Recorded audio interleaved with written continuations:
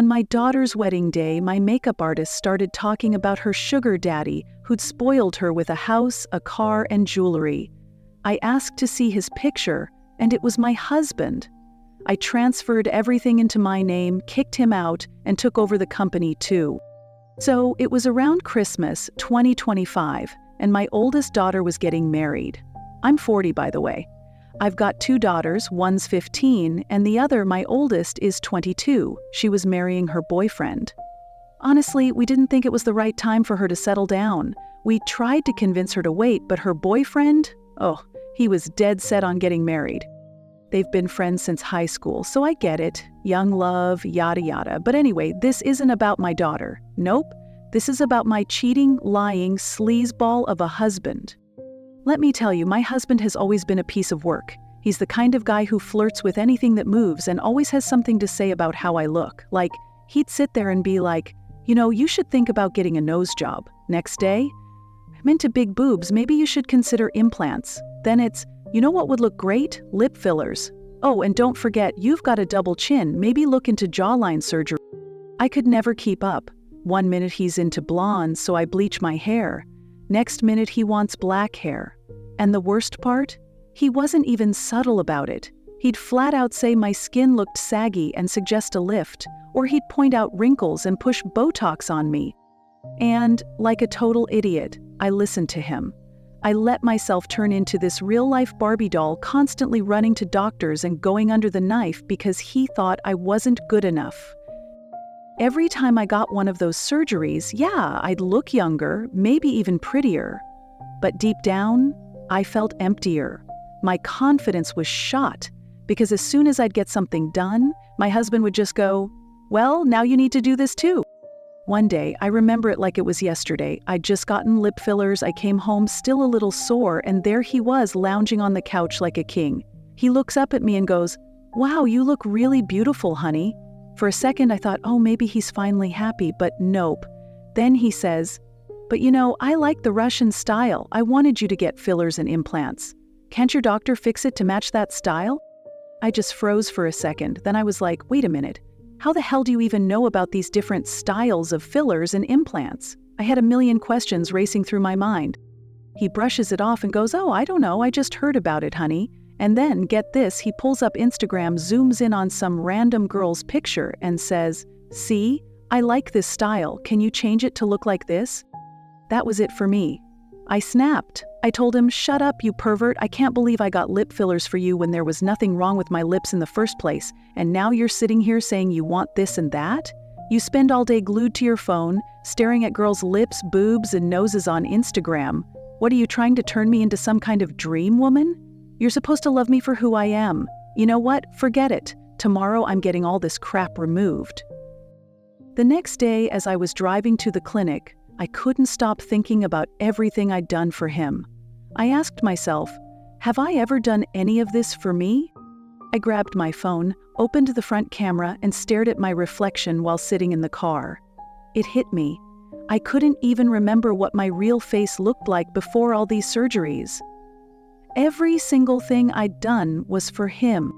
My eyelid lift, the eyelash extensions, cheek implants, dimples, big lips, sharp chin and jawline, lifted eyes, eyebrow microblading, everything.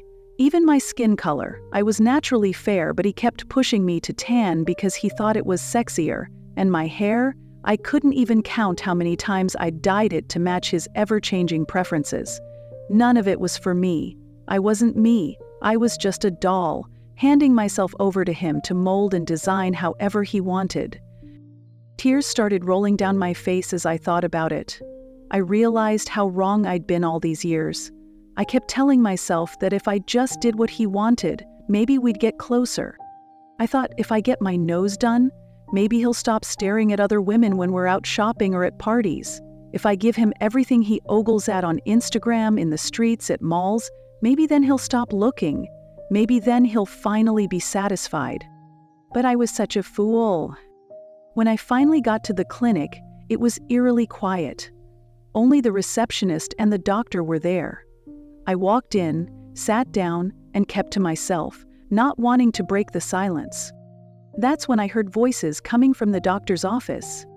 The doctor said, "You don't know how much I love the Russian lip style, Jessica." And then the receptionist, or operator, whatever she was, responded in this flirty tone.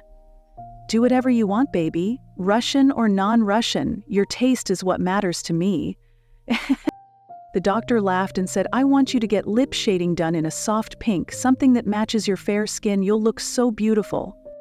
The operator let out this playful laugh and said, "I'll do whatever you want.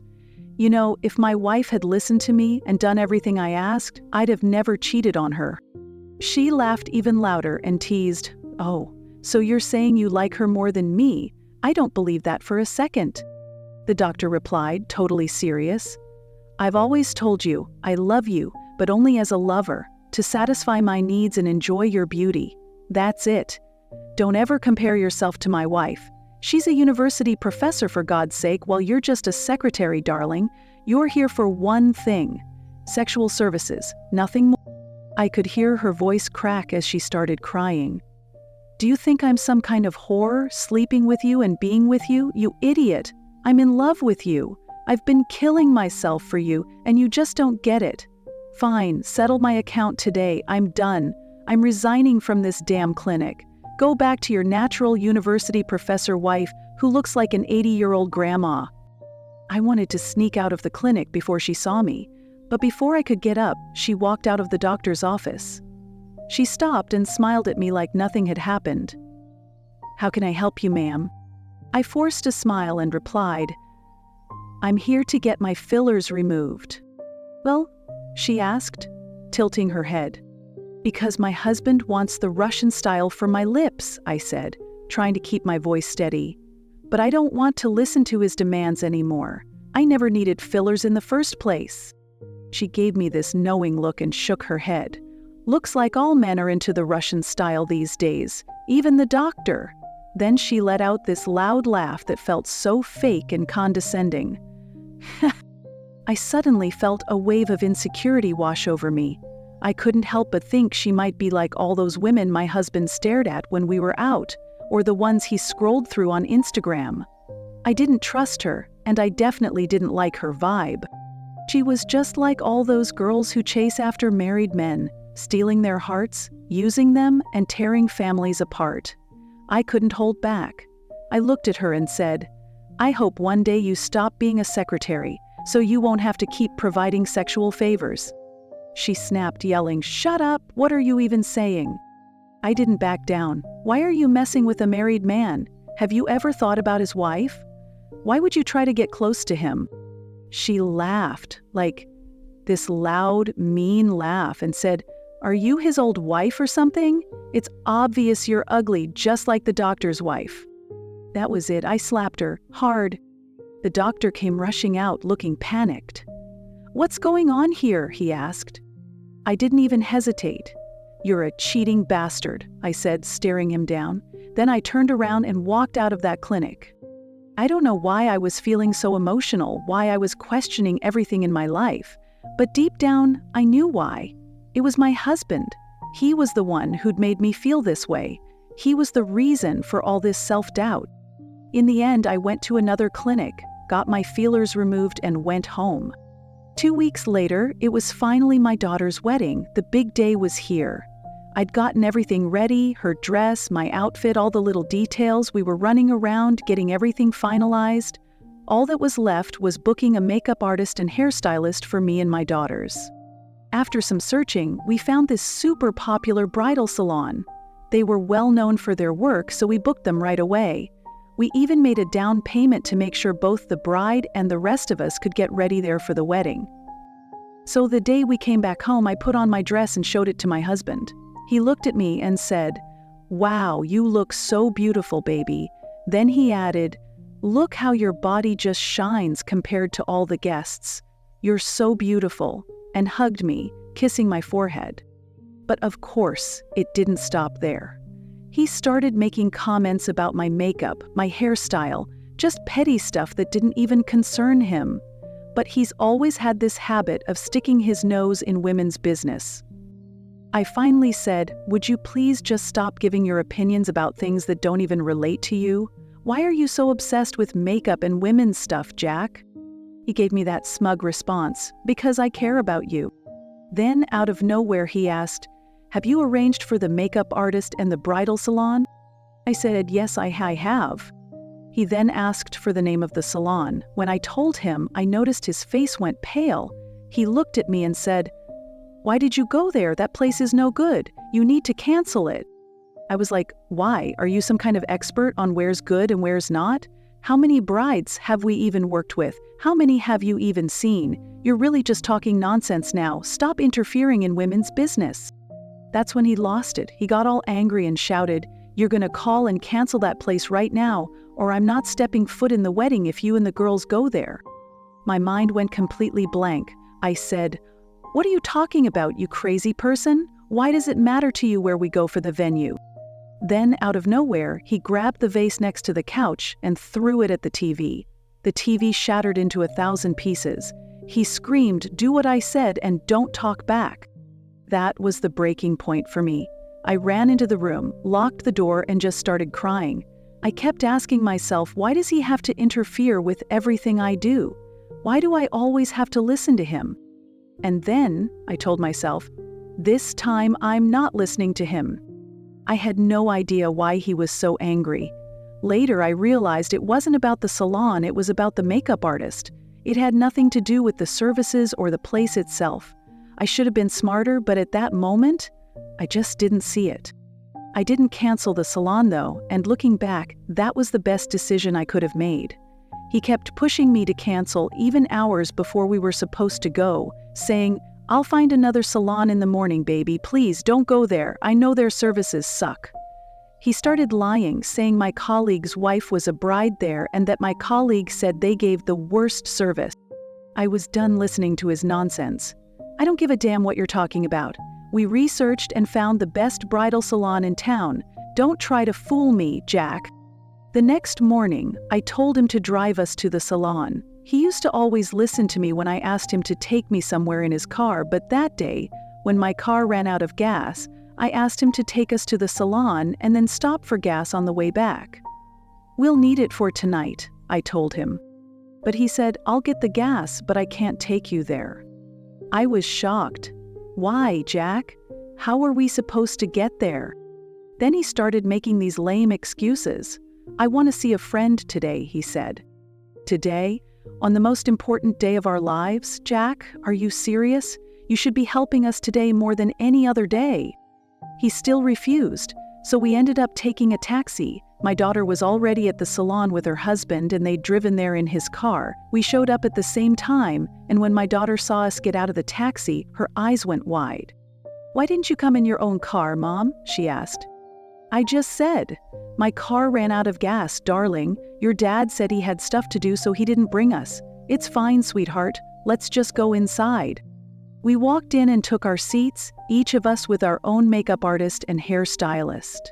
As soon as I saw mine, I was blown away. She had clearly had a lot of work done. The first thing I noticed were her Russian-style lips with that soft shading, exactly what my husband had been asking for. She greeted me warmly and got to work, but her breast implants were so huge that every time she leaned in to do my makeup, they kept brushing against my chin. She started cleansing my face and struck up a conversation. I'm an extrovert, so I don't mind talking to people, but honestly, she didn't give me the best vibe, though we kept talking anyway. The first question she asked was, "How old are you, dear?" "I'm 40. The bride's my daughter, as you know," I told her. She smiled and her laminated teeth just gleamed so white. "You look like you're 30. You look so much younger. You must really take care of yourself. And I love the shape of your jaw. Where did you get that done?" "Well, my whole face is done. As you can see, I had jawline surgery done in another country. My husband spends a lot on me," I said. She laughed out loud. "Men are so dumb. You just gotta keep taking their money and making them spend it on you." "And you believe I'm 28? I was like, "Yeah, you look young and beautiful. Your Russian lips are stunning. Where'd you get them done?" She was spreading foundation on my face, blending it smoothly, and then she said, "You might not believe it, but I had my fillers and nose job done abroad too." Really? I asked. You must be doing well financially, huh? I do all right, she said. But my sugar daddy pays for everything. I don't spend a dime on my surgeries. She flashed a playful, flirty smile at me. She was just so charming and gorgeous. Your sugar daddy? How old is he? I asked. He's 20 years older than me. He's like my grandfather, honestly. But he loves me so much. He paid for my butt and breast implants, even my body sculpting, and he covered all of my facial surgeries. He loves me so much that he says, I want to divorce my wife and be with you day and night. But he's scared of her. After all, she's about his age, she replied. Well, are you scared of her? I mean, no offense, but I don't get these kinds of relationships. Haven't you ever thought about the fact that you're tearing apart another family? I asked. If she finds out I got pregnant 3 times by her husband and had miscarriages, she'll kill me. He even bought me a big house and says he'll support me for the rest of my life. Do you see that car parked downstairs? He bought that for me. He buys me so much gold and jewelry for every occasion, it's ridiculous. He's very rich, like a multi-billionaire, and owns a company that imports and exports household goods. Why would I care? He says he spends the same on his wife too, but she doesn't care about him like I do, she said. I had seen a similar thing happen at one of the clinics I used to go to for fillers. And, if you're not offended, I slapped her across the face. Wow, you're so harsh for such a pretty girl. It doesn't suit someone as beautiful as you to be this tough. Look, relationships have become so casual. Do you want me to find you a rich boyfriend or a sugar daddy? They'll spend so much on you, just go along with them and give them what they want. I'll even show you some pictures so you can pick. Want me to say something? I was friends with a few of them before. They're really good, she said with a grin. No, I don't want to see any of them, I said as she was doing my eyeshadow. Is your sugar daddy okay, like physically?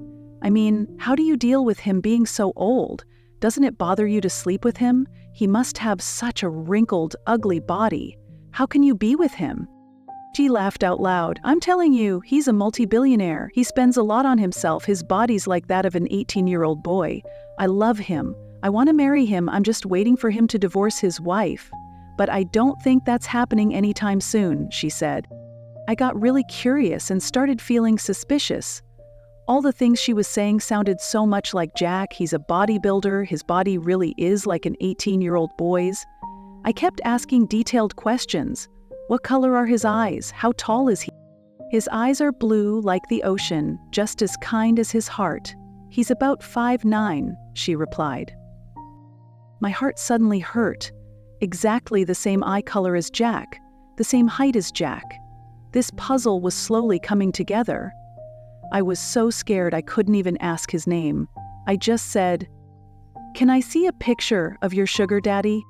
She said, "Yeah," and opened her phone. She started reaching for my eyeliner, but I stopped her. "No, show me his picture first." She searched through her gallery and said, "I don't have any solo pictures of him. Almost all of them are naked." She laughed loudly. I said, "It's fine, let me see." She showed me the picture. At first I couldn't believe my eyes. He was wearing shorts. The stylist was sitting by the pool in her underwear and bra, and someone had snapped the photo. I couldn't believe it was Jack. I grabbed her phone and swiped through the next pictures. The next ones were even worse and way closer. It was Jack. My world completely fell apart. I slammed her phone into the wall and stood up. She yelled at me, "What the hell did you do, you crazy woman?" And I slapped her.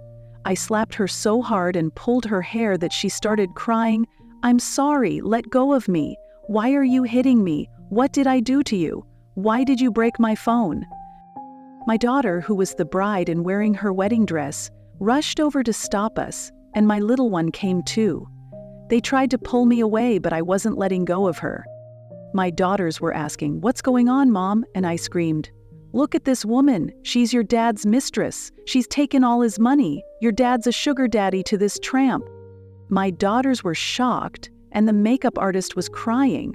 "Are you his wife? I'm so sorry. Please let me go. I won't contact him again. Just please leave me alone," she begged. I yelled at her, "You tramp. Why do you deceive married men? Why are you ruining their lives? Why are you doing this?" She sobbed, "I swear I didn't do anything. Your husband was friends with 3 younger girls than me. He bought cars for them, did everything for them, and still talks to them. It's not just me. Your husband is the cheater, not me." Her coworkers gathered around us and told us to stop fighting. I told her, "I'll sue you and get you thrown in jail for taking money from married men." Her colleagues took her away to another room. I started crying, and my daughters cried with me. They asked, "How could Dad betray us?" I said, "Now you see why he didn't want us to come here? Because his young mistress is working here." I knew what I had to do, and I was going to make him regret it.